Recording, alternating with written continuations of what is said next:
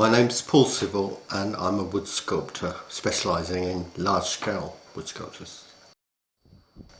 I started, I suppose, 25 or more years ago when I was working as a nature reserve warden in Hampshire, and one day my wife came home from a country show and told me that she'd seen a man carving herons in 20 minutes, and I said I could do that.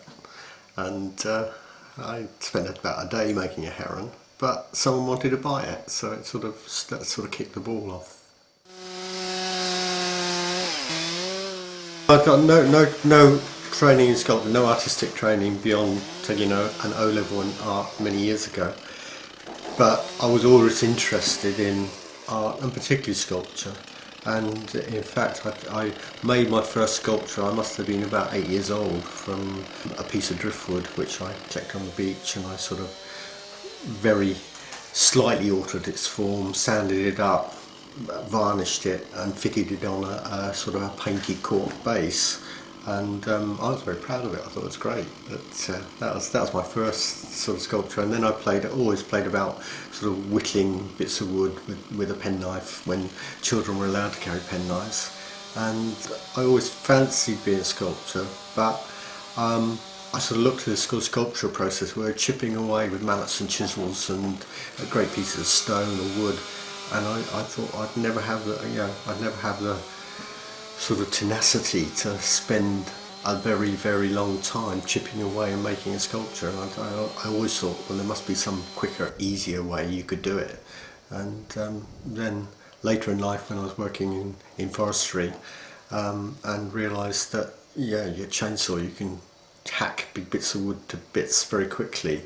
And the nature of the work I was in, at the time I started I was a nature warden, but I was looking after a woodland reserve, and I had access to big bits of timber and a chainsaw that I could play around with, and so my timber, my basic resource, doesn't cost very much.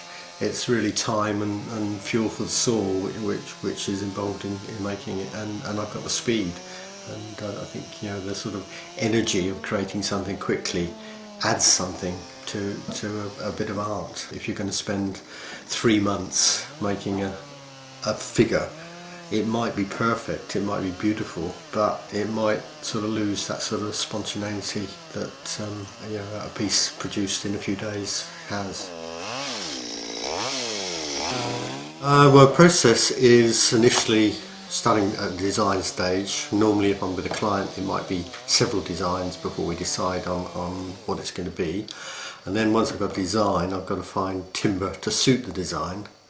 And then it's a process of sketching design onto the tree trunk or large piece of wood, and roughing out with a chainsaw, and then working through a series of power tools to get it down to fine detail, and sometimes I might finish off with mallet and chisel for detailing.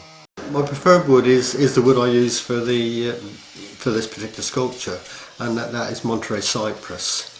Some people know it as macrocarpa, but Monterey cypress originates from California, where I think it's an endangered species. It grows on the Monterey Peninsula, but it in fact grows much better in Britain than it does in California. And it was initially introduced to the island by Prince Albert at Osborne House, and lots of trees got planted around that time, and they're a very large tree, and it gives a good source of available large pieces of timber, because a lot of the trees that were planted over 150 years ago are now falling down and become available for me.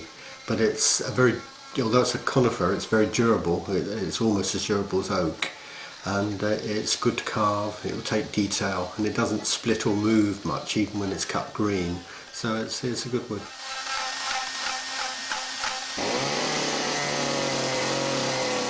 Most of my sculptures, for the most part, I try to remove the evidence that it was done with a chainsaw.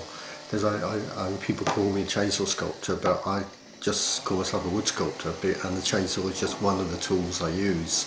And it might be, probably most sculptures I do, it's certainly no more than 50% of the time is spent using chainsaw. The rest of the time is on other tools.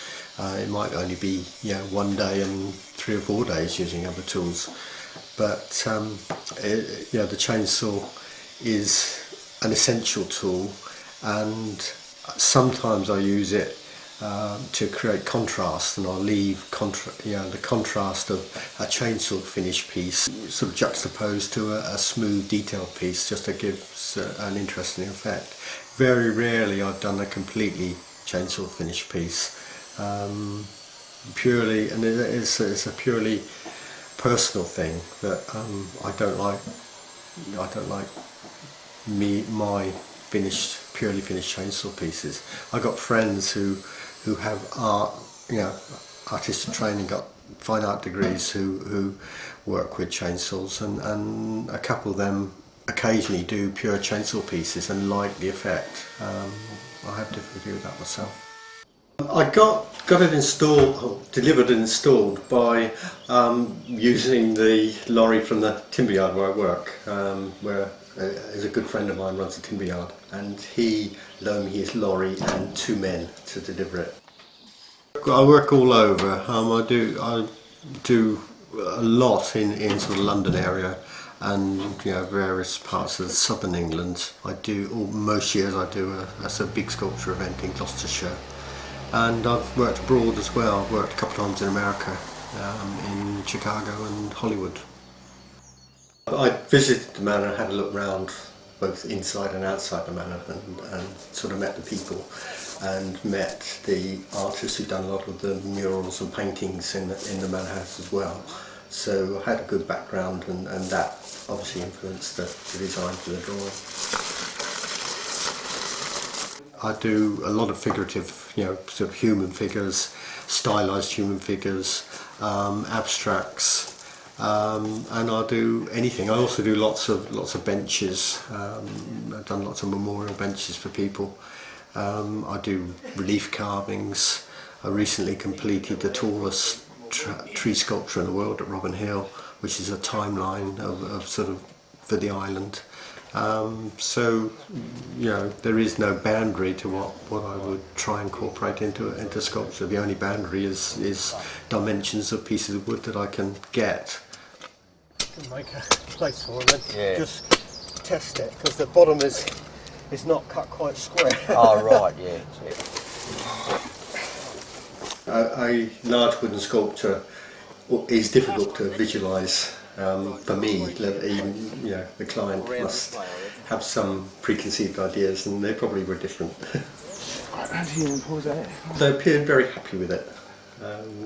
They genuinely seemed very pleased. Oh, I can't stop looking at her.